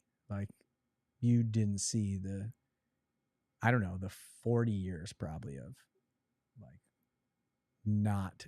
reinvesting back into finances and retirement accounts, and in not going out to the bar every night with my friends, not saying no to things. Just like, you know, I don't think I had to be as cheap as I was, but really being a saver and not a spender to get to that place. And now just being like, okay, well, I'm cool buying the jet fuel and going where we need to go. That's awesome. For anybody, as a follow-up to that question, for anybody that wants to eventually buy their own airplane, what are some of the things that they can do today to ensure that they grow to that level to buy their own airplane? Yeah, I mean, I would go get my pilot's license if you don't have it. If you already have it, like, see if you even like it. You know, it's like, and then you got to get to the place where you don't mind paying like 5 or 10 times more for convenience than what everybody else is doing, you know? And so, like, do you like it? I love it because I fly it. Like, I fly my airplane. So not only I love the experience of going wherever I want and actually being the pilot. So it challenges me, it tests me, it fills up my bucket, right? And so I think what you need to do is you really need to build up a war chest of cash, right? And to get to the point where it's not stretching you. There's cheap airplanes. Like, you know, you could buy my first airplane I paid like $100,000 for, and the operating costs, I don't know what it was. It was probably like 75 or 80 bucks, $100 an hour, $200 an hour or something. This one's like $1,000 an hour. So, yeah, I don't think you need like a ton of money, but I would just start getting educated on it, see what you like, go fly, you know, see if you like to fly, and then start small. Start on something it's not like super expensive to buy an airplane if you're just going to buy like a Cessna or a Bonanza or something like that. Or, I mean, a Cirruses are expensive, but and maybe start in a flying club, start joining a flying club and just go rent the planes in the flying club in the beginning. So you have like, you know, you can buy time in them and then use them for a while and see if you like that, and then buy your own. Yeah. And then hang out with somebody who owns one. Yeah. Like, that's what I'm doing right now. I'm hanging out with somebody that owns one. So eventually I can, you know, buy. My friend Jason's from Coaching Inc., he has an airplane that he flies from I think Miami to here. And he told me, hey, Jet, I'll come and pick you up and we'll fly to Nashville together. And I chickened out for a little bit, but next time we're going to come down, we're going to actually fly it and do a podcast on the airplane. So we're going to be doing that. Well, that's step one. To actually not chicken out and just fly with somebody else that owns one. Yeah, absolutely. Then 100%. Yeah. Hey, I would also say, why do you want to buy one? Like, I would actually get to the place of like, why do you want to own an airplane? If it is because you want freedom and that's versus like, you know, it's flashy on social media or something. So, you know, if you're going to take your family and friends, what I love, when I fly to the Mastermind, like when I flew down to Tampa for the Clearwater event that we did, I brought members of the Mastermind with me. And then when I was here, there were a couple guys that were going back to Nashville, and I said, cancel your flight and just get in with me. And they flew back with me. Yeah. Like, what I love to do in that case is share the experience with somebody who's never done it before. Absolutely. I want to see. So after flying for probably 22, 23 years now, I don't see things the way that they see them. Like to see something through somebody else's eyes that's doing it for the first time is like reminding you how incredible the experience that you get to see every single day, how amazing it actually is. Yeah. It's called perspective. Yeah. And so I think we need that in our business. I think we need that in our life. I definitely need it in the airplane. I go fishing every year in Key West, and I always try to bring somebody new who's never caught like big fish, like a big sailfish or a big grouper or a big tuna. And then I get to see them go crazy because we take it for granted. Me and my buddy owns the boat and I own the house, right? My family owns the house. And it's like, I get to see it through them and they are going crazy. And it's like, oh, hey, I remember this is really awesome. Yeah. And so we need that. I mean, that's what we do with our kids, right? Yeah. See the world through their eyes. So yeah, that's awesome. Earlier you mentioned that if you lost everything, that you would be able to like make a lot of money like that. Mm-hmm.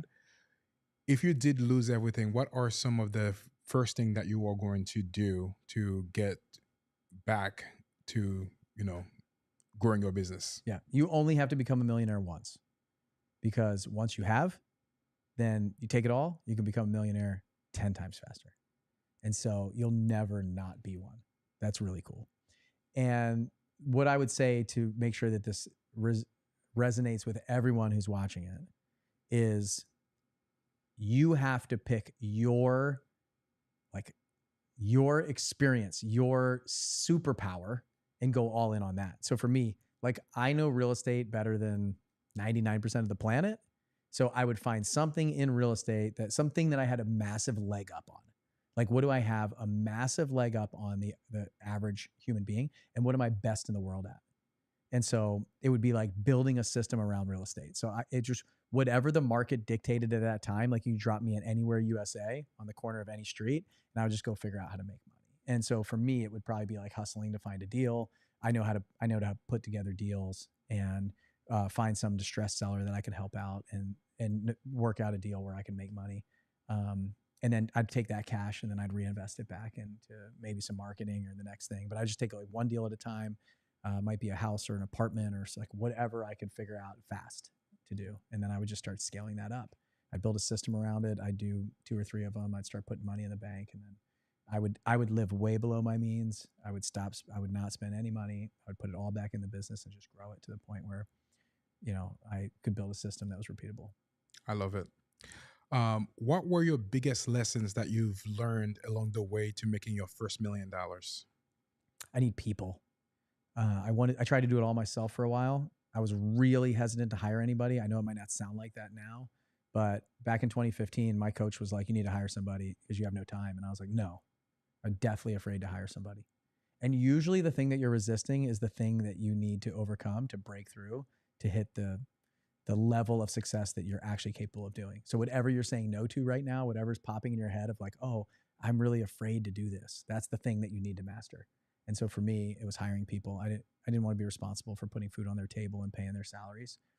And so what I've realized now in growing is the only reason that I was successful is because of the people around me. Now, what I had to do as the leader is I had to give them vision and confidence, even when I was scared. And so I had to actually give a face of, we got this, even when I would go home and I'm freaking out.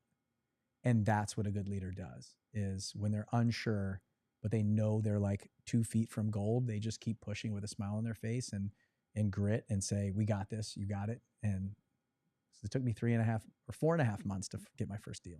Wow. 4.5 months of spending money on marketing. $5,000 a month I was spending on marketing and people. And it took me 4.5 months to get my first deal.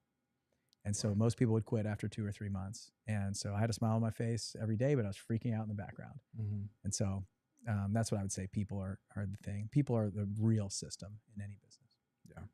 What is one decision that you wish you made sooner? If I could go back, I would say one thing that I would have done differently. Maybe it's a little different question than you're asking, but I would have house hacked my way through my youth. Like that's probably the only change I would have made is I would have bought a house. All the houses that I rented in the military from other people with my roommates, I would have owned those houses and rented them to my roommates. So that's probably the big thing. A decision that I would make soon. I'd probably say, buying my first airplane. Like I should have bought an airplane way before. That would have been massive for me. Even just something cheaper, I could have afforded it earlier, like my Bonanza A36 that I had. I should have bought that 5-6 years before. I just didn't know anything about it. I just didn't get educated in it. Yeah. And I was scared. So yeah, I don't know. Hopefully those are good answers. Yeah. What is one belief that you hold that most people will disagree with? Good question. I don't, maybe like most people on the planet or under entrepreneurs like me. I would say under, entrepreneurs like you. That's tough because we probably hold some of this similar. I think Wall Street is a tire scam, but I think most people believe that are entrepreneurs. I think the school system is totally ruined. It's designed to just punch out W-2 employee widgets, and they're brainwashing our kids. My kids go to public school, by the way, if anybody's wondering. But we probably all believe that too. Let's see. I believe that. We probably all believe this. I believe that the food that you eat in the grocery store is making you sick. I feel like the government is like trying to keep us sick and feed us medicine all the time. Your wife's a doctor, so that might be tough for you to hear. Maybe we all believe that. I don't know. Yeah. Well, she's like, when you brought those apples for me, and she's like, yeah, those apples are probably better than that's why she really enjoy apple better than any other apples that we would be buying at the store. Well, you know what? So let's talk about that for a second. So we're talking about apples here, which might be ridiculous, but here's what I get. Here's what so I run a farm and farmers market every Saturday, farmers market from 11 to 2, and people come in or online. I'm marketing things online, like our beef or our chicken or our cheese or our milk or eggs or the apples or berries. Like I saw another guy's berries. And so the number one question that people ask me is this: do you spray? Are these apples sprayed? And the answer to the apples are the farm that does this in Michigan right now. Pretty much every apple on the planet is sprayed, by the way, in case you're wondering. And so they have gone to regenerative farming, where they are using less and less herbicides and pesticides on their apples every year. And they're down 75% of the spray over the past few years that they ever have to use in the past for the whole lifetime of this farm. And probably in the next 2 or 3 years, they will have no spray, hopefully. That's what they're going for. And people will not buy these apples because of what I just said. But then they'll go to the grocery store and buy an apple with an organic sticker on it, thinking that that's not sprayed. That apple, just because they have the organic label on it, was probably sprayed 10 times as much as the apple that comes from Michigan. That they asked, because they could ask the farmer directly and the farmer said yes. And we have been brainwashed to think that organic means no spray. That's not true. Organic means that you can spray like 150 to 200 approved herbicides and pesticides by the government on the produce that you're eating. And then they come and they say, is your beef organic? And I say, no. Do you even know what that is? Do you know what that means? They don't. Like, people don't understand. So I'd say the biggest belief that I have is you're asking the wrong questions, first of all. You're not actually understanding what the underlying problem is in general. We're talking about food, but it's business and life and everything else.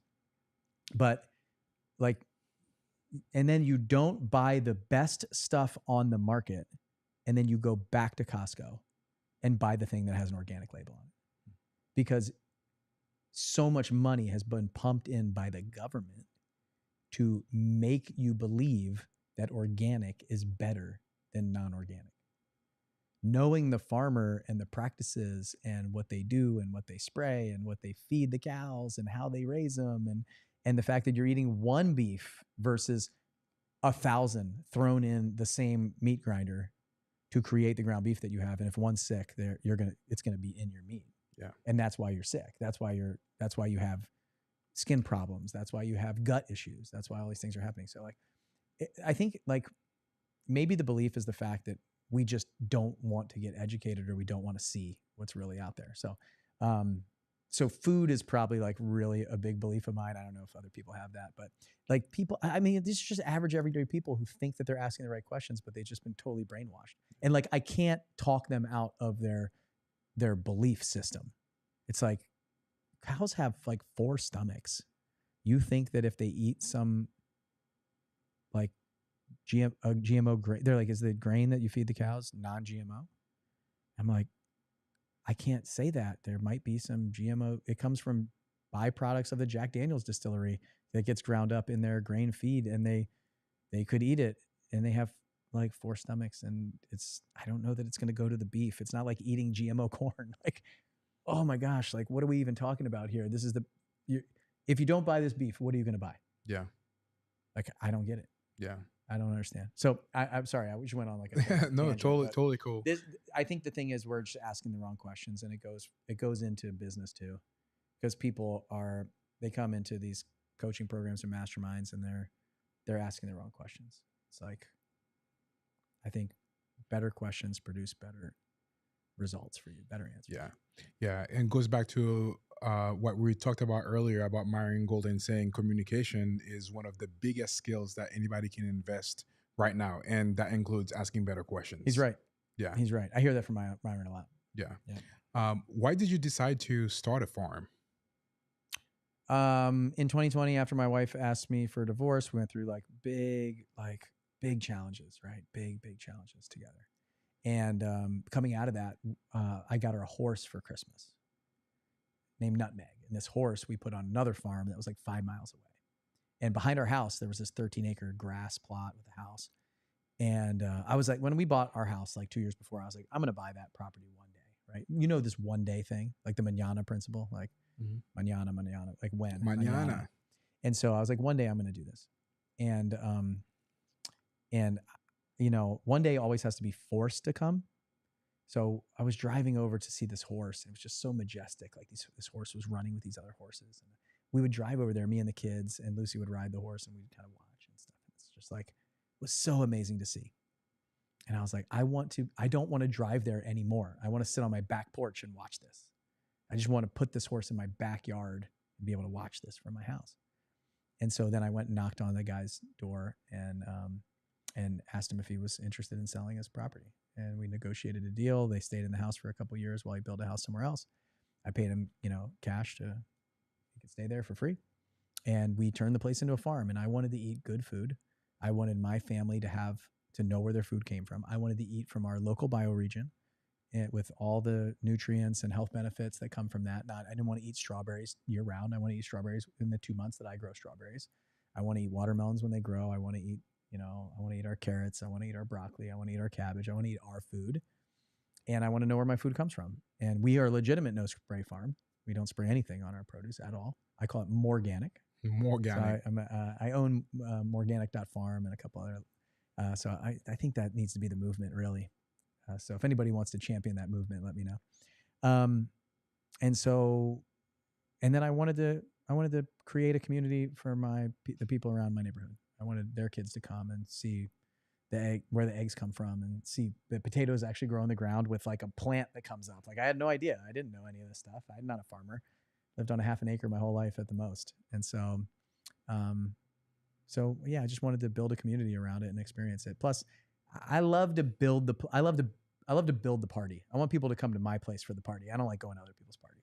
Yeah. So I like to, because when you run the party, you can like casually dismiss yourself if you need to go to bed or whatever. Something. So I like to throw the party. I don't like to go to the other parties. So I like to build communities. I think this is another way for me to, connect with the local people, get more involved in my local community. So, yeah. What is the biggest business lesson that you've learned from starting a farm? How important marketing and sales is. It's not the product. Every farmer has an amazing product. They don't know how to market and sell their stuff. It's really sad. And so they need help with marketing and sales. And so the reason why I started the farmers market was to amplify their products. We carry a lot of people's products at our place that don't know how to sell their stuff. And I've sold a lot of their product because I have gone all in on marketing and sales for our farm. We're very loud. We probably have 500 to 1,000 people that come to our farmers market in like 2.5 hours every Saturday. It's pretty wild. So it's, yeah, I think that's one thing, marketing and sales. And the second one I would say is just meeting the farmers, like their kids are not interested in the farm. So 1% of our planet feeds the other 99% right now. And they don't want to be farmers, the next generation.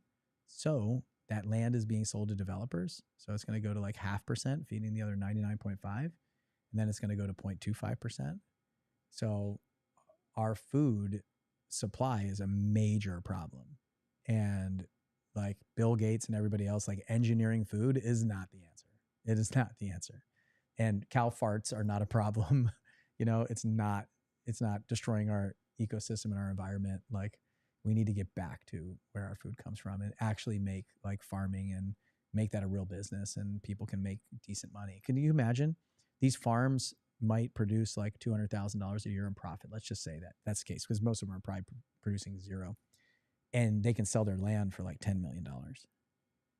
So, I mean, you can do the math. $10 million at a 10% interest is $1 million a year. Yeah. So I could either make nothing, or I can make $1 million a year just investing the money that my family farm could be sold for to a developer. So, and being a real estate guy, this is kind of tough, right? Mm-hmm. So I think just having some perspective of it was good. So those are probably two big lessons that I learned, is like there's a real problem with our food supply, and they need help. Yeah. Farmers need help. Yeah. And marketers and salespeople, we need to help them.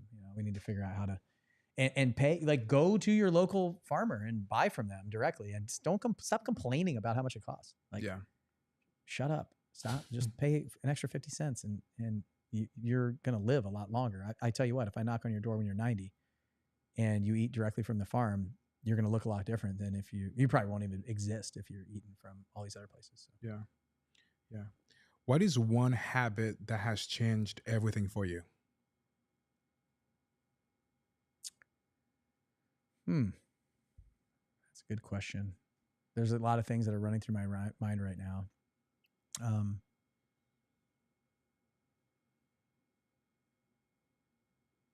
I think, like, I don't know if it's a habit, but I'll use this. This habit is like checklist is in the military. We use a checklist. So, and when you don't follow the checklist, something breaks. And so I've gotten really good in my entire life of building checklists. And I wouldn't say to-do lists.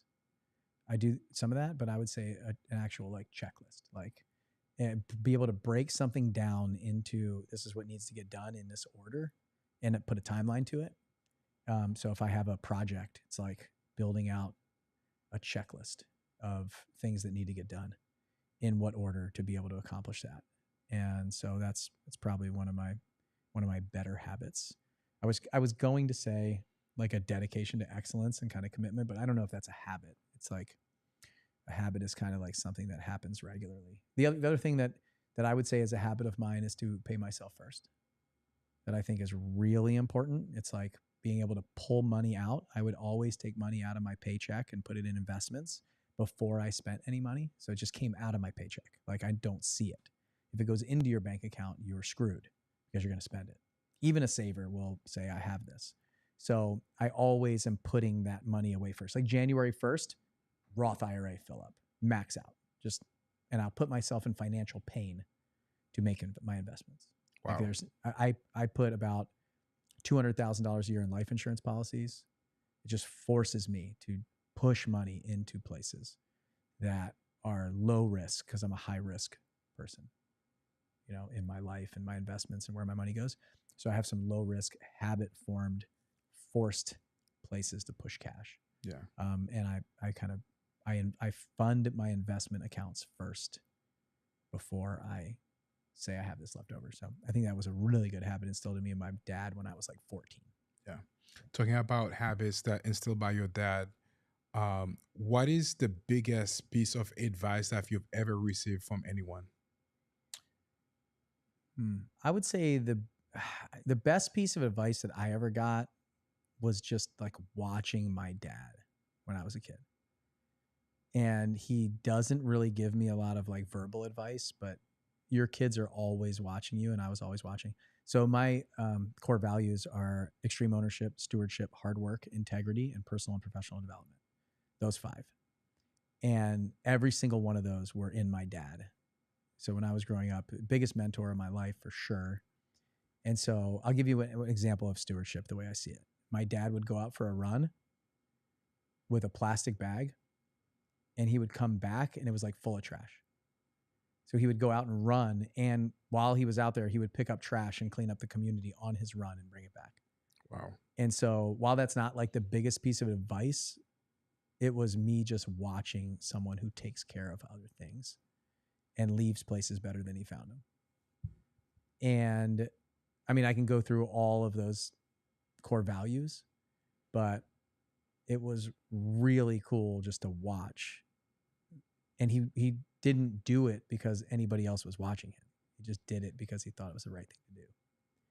And I don't think I've ever gotten better advice than just kind of growing up next to him.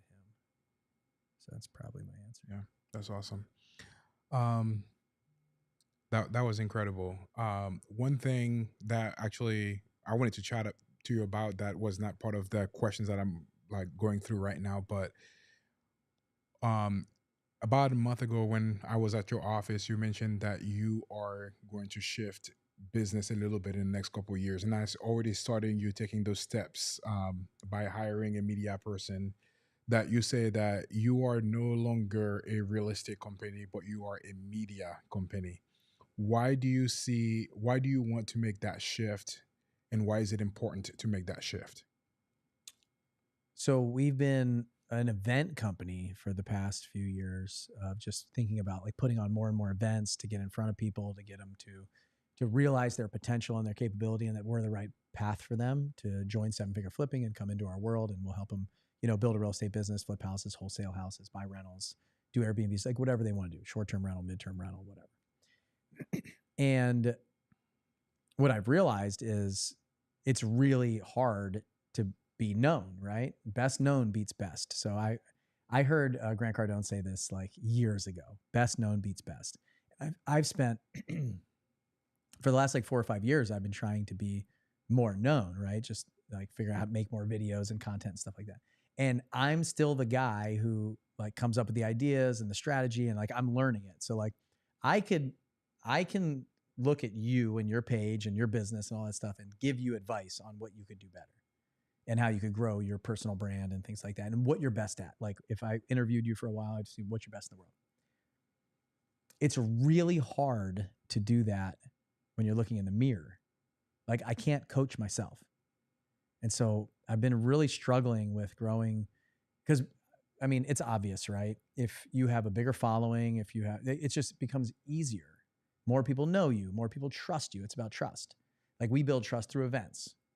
And if you can build enough trust with people and they see who you really are, right? Not the social media side, like I'm literally here in gym shorts and shoes with holes in them, sweaty from the gym. Like I did not get I'm not taking a shower. I'm not getting dressed up. I don't even want to change into my jeans just because I'm tired, and I don't care.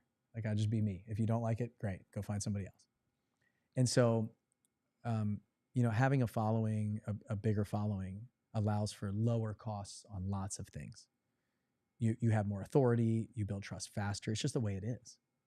The problem with that is to get there, you have to become divisive a lot of times. Like you have to be, there has to be conflict to grow that big. Any reel that I've ever done that's gotten over like multi-million views, like 1 million or more views, 90% of the comments are people destroying me. Yeah. Like, and which I don't care. I did care for a long time, but now I just don't look at it. Like I intentionally cannot look at it. I'm not going to look at those comments. Like I just can't. Like 1 million views, I'm like, I'm not going to the comment section. It's gonna be crazy. I let my video guy go in the comments and say, help talk, or he'll send me a screenshot. What do you want me to say about this? I'll tell him. But I'm not naturally divisive. Like I'm not willing to intentionally go make videos that either I don't believe in or that I think are just going to be like rile some feathers or ruffle some feathers or whatever it is, like rile up the crowd.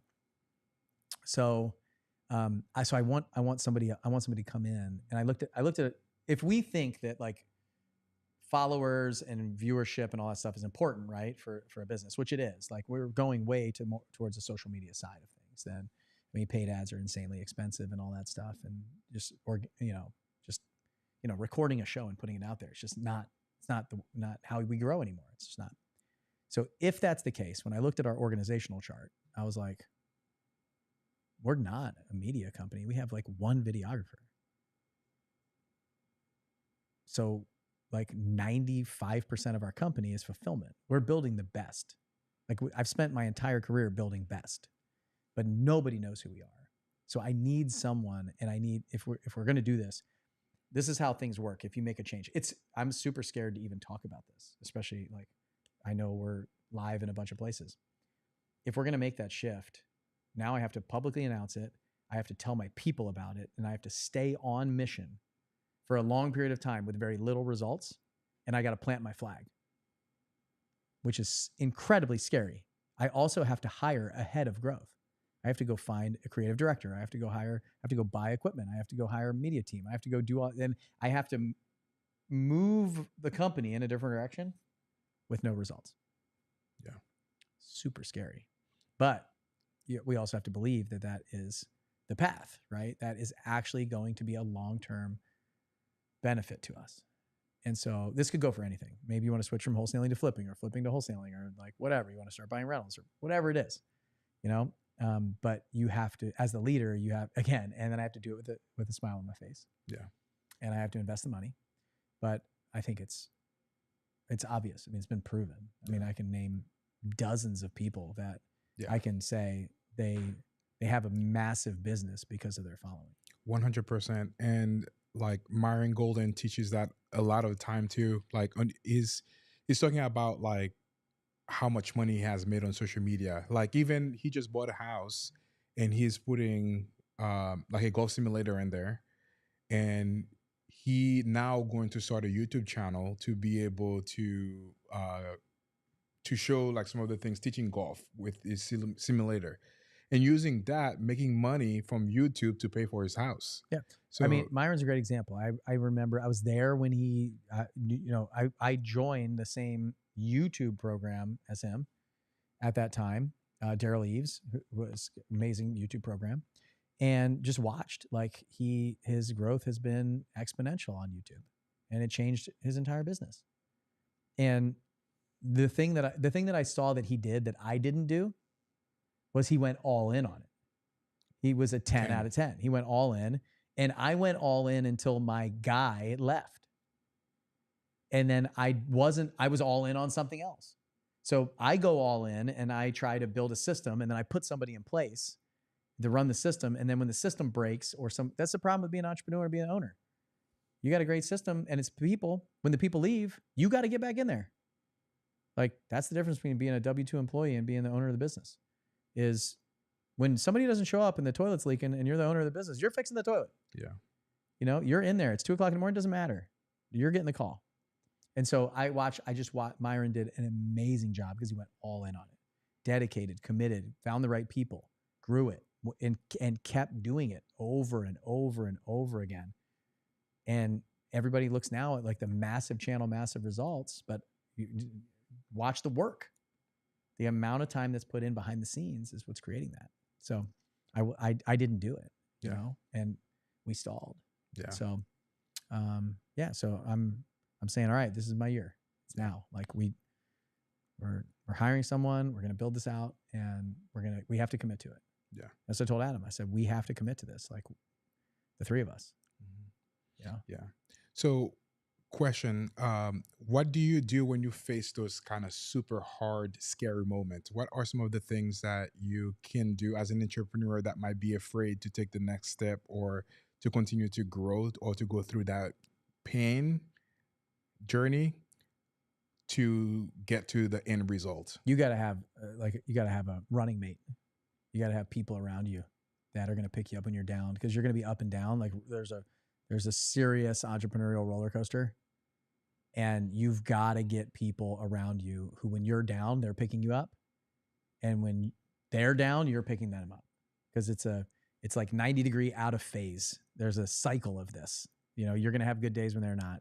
And so that's what you have to have. You can't do it on your own. So you got to have a mastermind. You got to have, you got to have a crew. You got to have people like that. So that's what I have. And that's why people join my mastermind. That's why people come into 7-figure flipping. They want other people around them, and they might come there for me, but it's usually the peer-to-peer network that you get inside of there that is like massive for growth. Like, it's not just the tactical stuff that they're doing, but you're supporting. Like, we have actual accountability calls every single week. You're in accountability groups. You're working with other people. You're posting on there. There's going to be a time where you need to pick me up, and there's times when you need to pick somebody else up. And when you pick somebody else up, it's even more effective than when you get picked up. It gives you confidence. Mm-hmm. It gives you belief. You have to increase belief. Yeah. To increase results in action. Yeah. For anybody that is interested in joining 7-figure flipping, can you share a little bit about what they will get from joining the mastermind? Yeah, one of my favorite things that we're doing right now is we had this program called 7-Figure Runway since 2019. I built it in 2019 when I bought the company. And then what we did recently was we changed the model. It's been $15,000 a year or $1,500 a month. So that's like $18,000 a year. And what we did now is we changed it to a lifetime program. Wow. So at like half the price. Wow. So incredible. Half the price of 1 year, less than half the price, lifetime. And we have a call every single day. Every single day we have a coaching call that you can jump on. And it's different things. We have sales, we have marketing, we have 5 days a week, Monday through Friday. I shouldn't say every day because that would include the weekend. But sometimes we do jump on the weekends. So, and we have, like most people, like, the video courses are great for some, but most people are not going to watch a video course. I know that. Like, I'm not an idiot.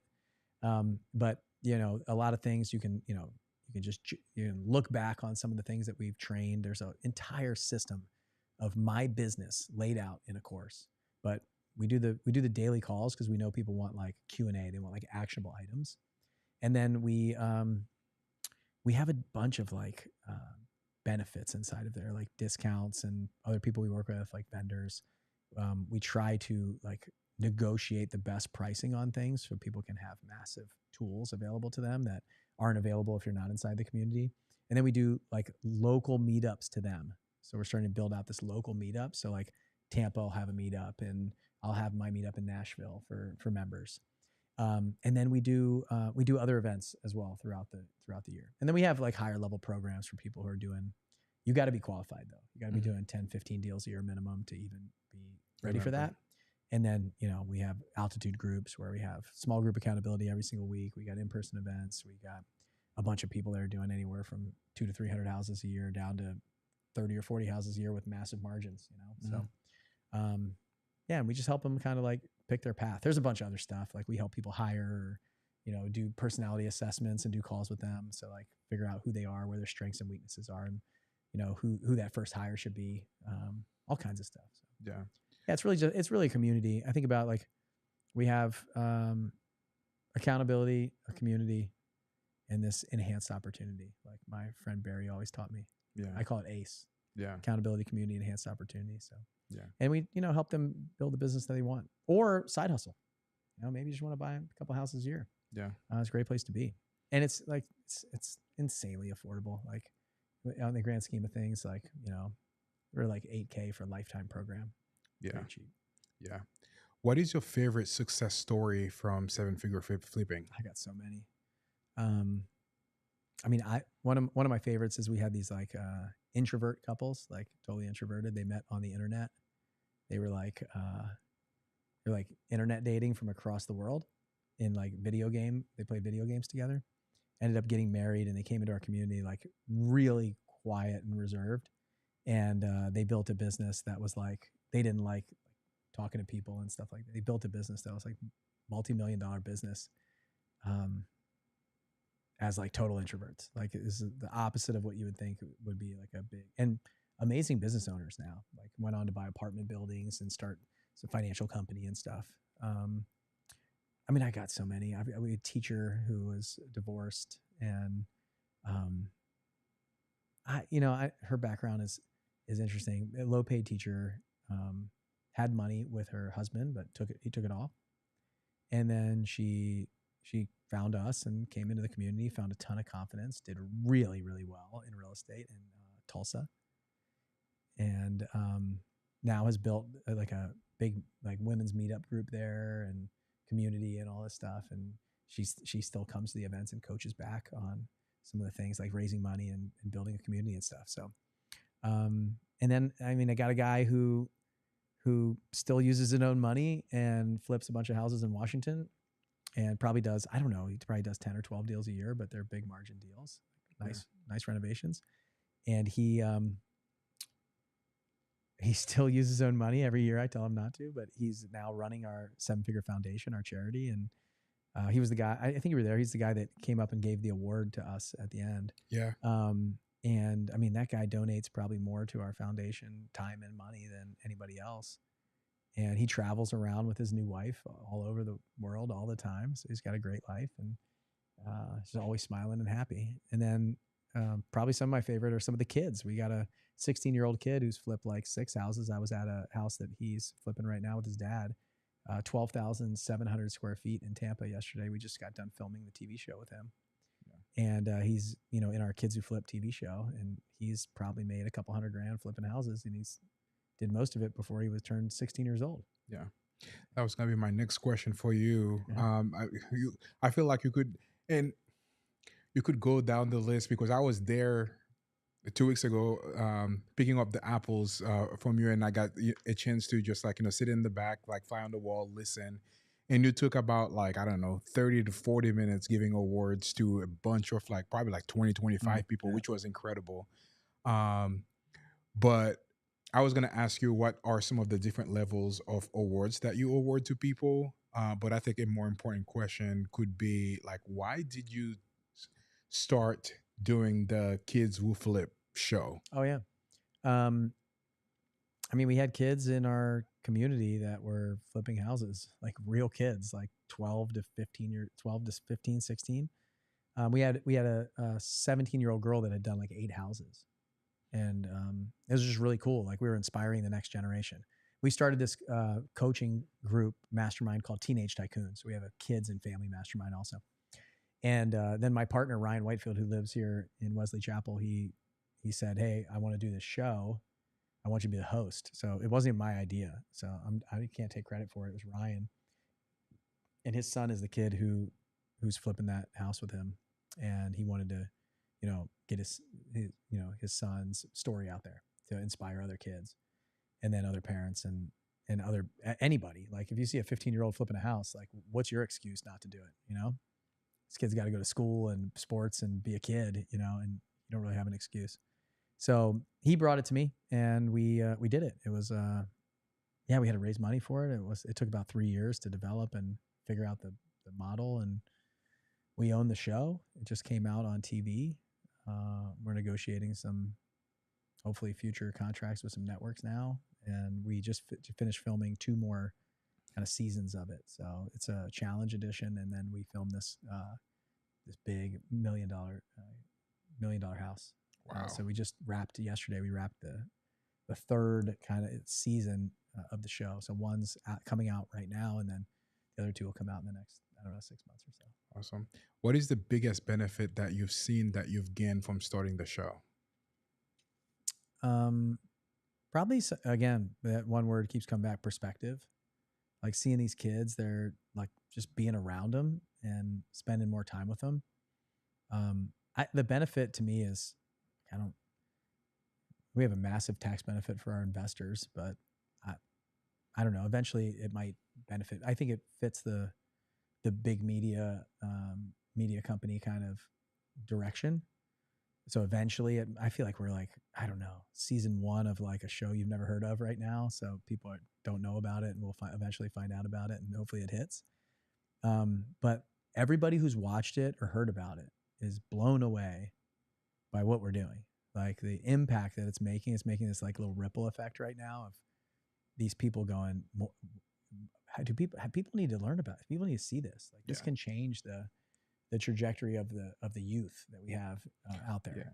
I think it's fantastic, and I think it's gonna blow up for sure because the title is awesome. Kids Who Flipped. And also, like, this is such an inspirational thing that a lot of people at young age, like, you know, to instill that mindset into kids, I think it's great. You touched on something very important, and I want to chat on that. For people that are interested in investing in the show, how can they get a hold of you, or how can they participate in the show? Yeah, I think they just send me a message. Bill Allen on Facebook is probably the best way, or Instagram. Yeah, Bill Allen REI is Instagram and YouTube stuff. So that's probably the best way. But I mean, there's a high level of trust investing in that show. It's a 506c syndication, a general partnership. So you got to be the right fit. But we also do like apartments and other things like that. So yeah, if anybody's interested in talking to me about whatever, that's probably the best way to go. Yeah, awesome. Yeah, I think we are nearing the end of the show over here. It's been a fantastic couple hours with you here, Bill. And I like literally, I'm looking at my questions. I have like maybe 45 left, and maybe we'll have to do another show I'll have to with come that. back. Yeah. Yeah, but one thing that you said to me about 2 weeks ago was like, that's kind of like a slight joke, but not joke, but also true. You said like once you might be going through some hard time, you have a stack of like papers with like some of the things that people say to you that you read to me, and something that I'm gonna be applying to my life. But the joke side of it is like all the comments that we're receiving. Josh said, "This is so good." Alyssa said, "This show is so good." Patricia said, "This what a great show." Like a lot of really powerful conversation.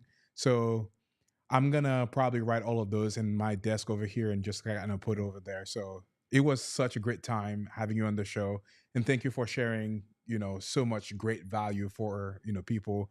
I didn't get to ask my 45 questions, but that's a great testament of you as, you know, providing value. If I didn't even have to like look at some of those questions, but incredible conversation with you. One of the questions that I always ask to end the show is, if you had to share $1 million advice to anybody watching that, what would that be? Watch this 2 hours over and over and over again. Like take it like it's if this is the thing for you, take it like it's the podcast that you need to listen to. Like, and then go all in, like, right. Just watch him if they love his interviews. The other thing that comes to mind is, don't be afraid to invest in yourself. Like, find your person, invest in yourself, and go all in. Like, most of the times other people believe in us before we believe in ourselves is a big problem. Like, I can't even imagine, like, I was on the fence when I joined 7-Figure Flipping. It was like $25,000. That's a lot. Like, that was a crazy amount of money to me. I never bought a book or anything before. So it freaked me out. I almost didn't do it. I had to call my dad. My dad actually talked me into it. Story for another time for sure. But a lot of times it's like that one decision, that one investment. If I didn't do that, I mean, that's like $100 million change.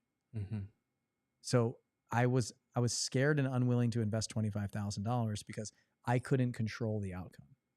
But what you can control is the work that goes into it. And so just think about that. Like, every program works if you work it. Every program works if you work it. So it's that piece plus what my friend Vishal says in India: one coach, one approach. One coach, one approach. Not 5 coaches, not 4 coaches, not 10 coaches, not 20 coaches, not YouTube University. One coach, one approach.